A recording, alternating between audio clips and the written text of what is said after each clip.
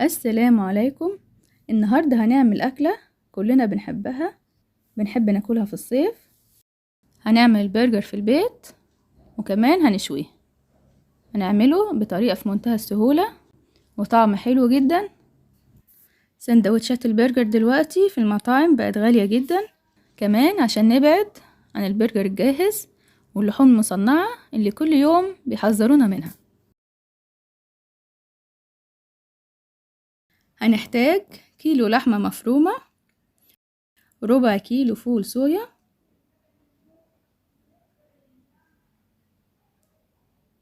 وبصلتين كبار،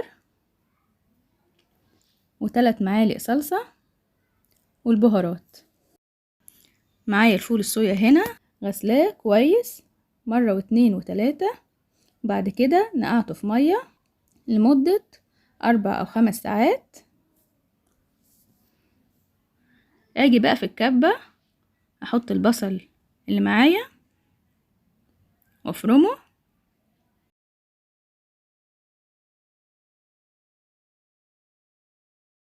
انعم البصل قوي،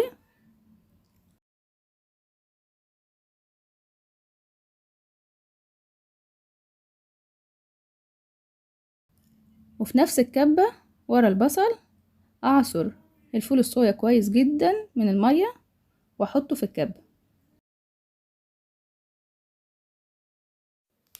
الفول الصويا اساسي في البرجر، ما ينفعش اشيله.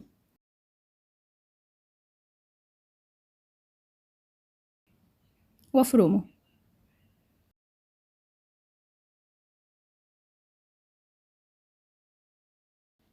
انزل بقى بالمعلقة اللي على الجناب كده واقلب الفول الصويا واضرب تاني.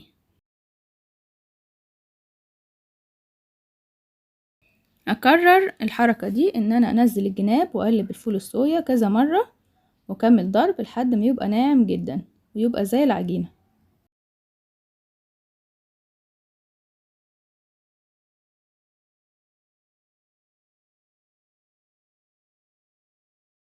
شايفين بقى الفول الصويا اتضرب وناعم ازاي؟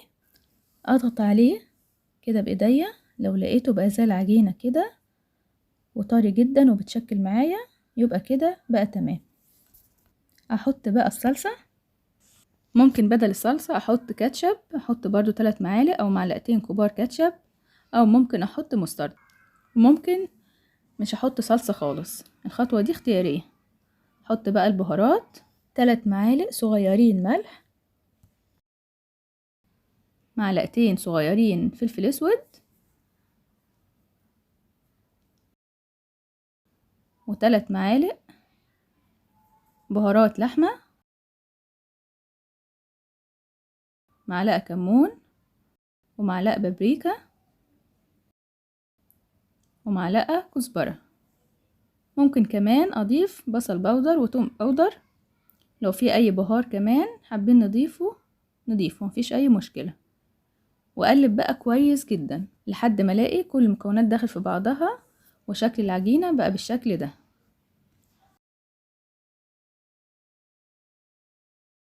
معايا بقى هنا ده كيس تلاجة فتحاه كده، احطه على الصينية عشان اشكل عليه البرجر. هنعمل بقى البرجر بأي حاجة عندنا، بطبق او بغطا برطمان او بأي شكل مدور عندنا وبأي حجم احنا عايزينه. معايا كيس تاني هنا ده اللي هشتغل عليه. اجيب شوية لحمة كده وافردهم، مش عايزاها تبقى رفيعة جدا.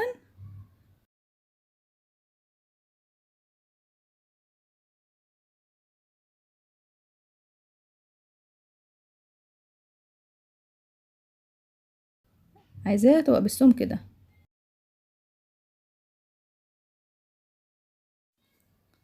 واضغط عليها كده بالطبق كويس قوي عشان تاخد الشكل والحجم بتاع الطبق.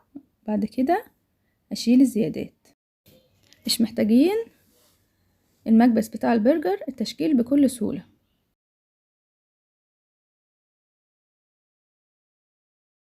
شايفين بقى كده البرجر وانا بفرد اللحمة لازم اضغط عليها كويس جدا عشان تبقى متماسكة في بعضها، وبعدين وانا بشويها او انا بحمرها بعد كده ما تفكش من بعضها. لازم ادوس على اللحمة كويس قوي عشان تبقى مكبوسة كويس. كمان اللحمة ما تصغرهاش قوي، والسمك بتاعها مش تبقى رفيعة قوي، عايزاها تبقى في السمك ده لان اللحمة بتكش لما بتتعرض للحرارة.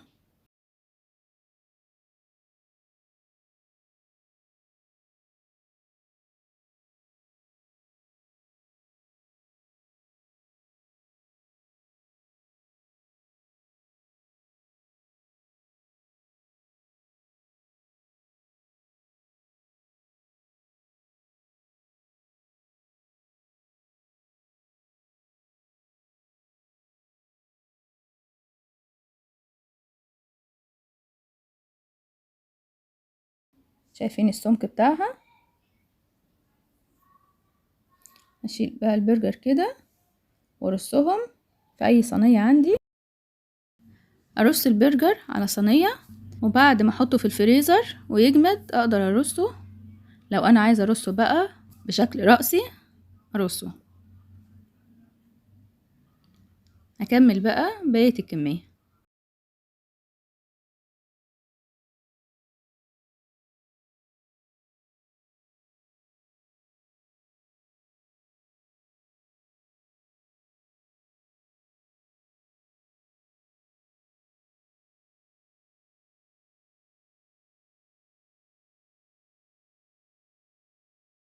بعد ما عملت اول صف احط بقى طبقة كده تانية من الكيس. ممكن بدل الكيس استخدم ورق الزبدة، وابدأ اشكل الصف التاني. بين كل صف لازم احط طبقة كده من الكيس عشان مش يلزقوا في بعض. انا كده خلصت اهو كل الكمية. اغطيها بقى بكيس واحطها في الفريزر عشان تجمد. لازم نحطها في الفريزر، مش ينفع نستخدمها كده على طول. كمان لما اجي اسويها مش ينفع اسيبها تفك، اسويها وهي لسه مجمدة. شايفين بقى كيلو اللحمة عمل لي كمية قد ايه؟ كيلو اللحمة عمل لي 35 قطعة برجر من الحجم ده. الحجم اللي انا عاملاه ده حجم كبير. طلعت بقى كده البرجر بعد ما حطيته في الفريزر وجمد. اجي بقى كده في الجريلا احط شوية زيت صغيرين جدا واحط البرجر.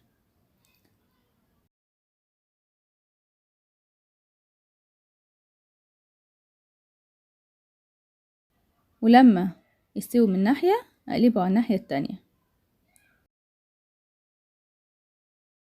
اللون ده لون الشوي كده، البرجر مش محروق ولا حاجة.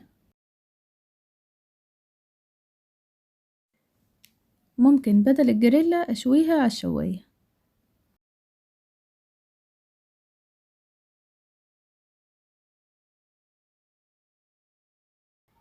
اول ما خد لون من الناحية التانية اشيله بقى.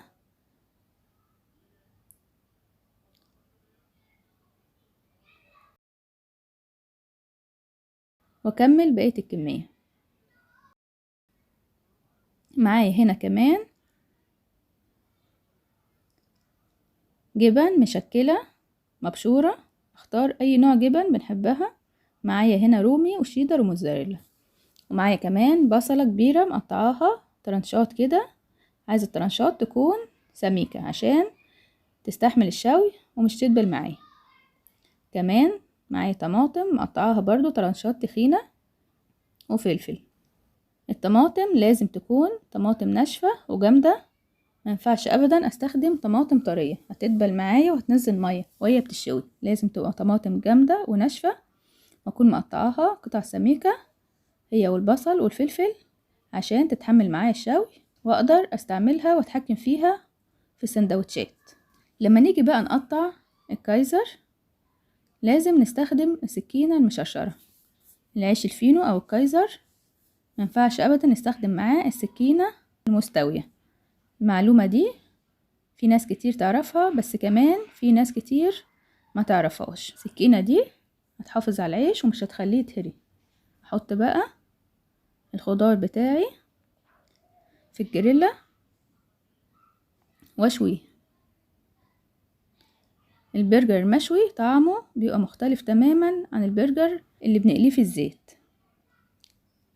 لو جربتوا البرجر المشوي مش هتاكلوا البرجر غير بالطريقة دي، طعمه احلى بكتير. كمان ريحة الشوي بتديله حلاوة وبتديله اضافة جميلة في طعمه. كمان بيبقى اخف لانه مش بيبقى مقلي ولا فيه دهون بنضيفها ليه،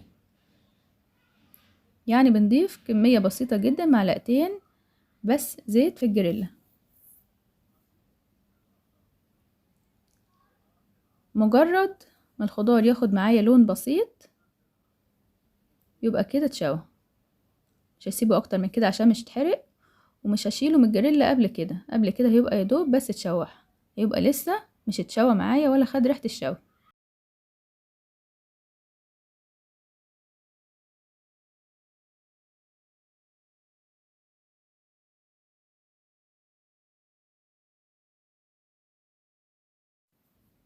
الطماطم اتعامل معاها بحرص عشان ما تتهريش معايا وهي بتشوي.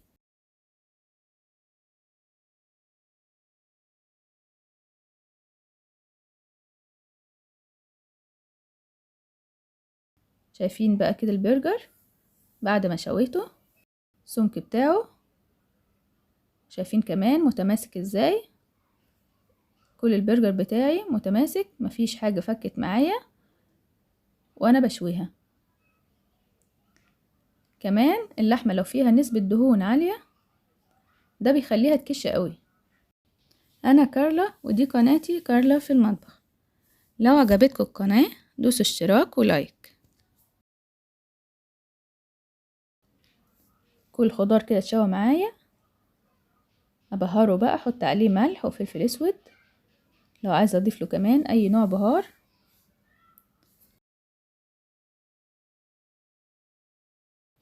تعالوا بقى نشوي برجر ونعمل تشيز برجر. اشوي البرجر من ناحية وبعد كده اقلبه على اتجاه تاني وابدأ اضيف ليه الجبن. ممكن كمان ان انا اضيف شرايح الجبن.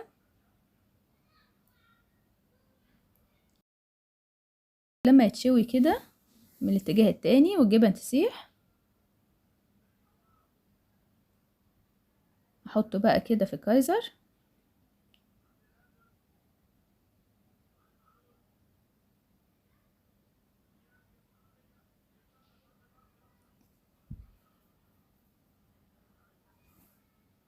بس كده البرجر بقى جاهز معايا. شايفين بقى البرجر حجمه والسمك بتاعه، كمان القطع متماسكة ازاي لاننا كبسناها كويس جدا واحنا بنشكلها. كمان الخضار المشوي طعمه حلو جدا وطعمه مختلف عن الخضار الفريش.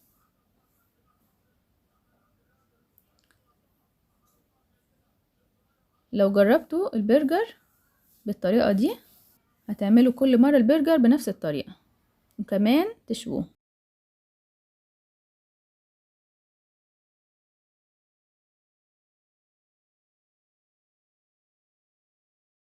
ممكن كمان ان انا احمص كده العيش على الجريلا، هيشرب معايا كل الدهون اللي نزلت من اللحمة وهياخد تحميصة. نديله تحميصة خفيفة كده من ناحيتين. شايفين العيش بقى كده.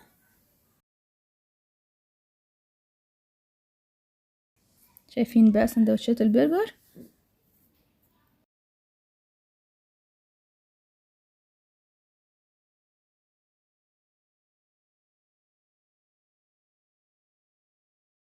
وده العيش اللي حمصناه في الجريلا.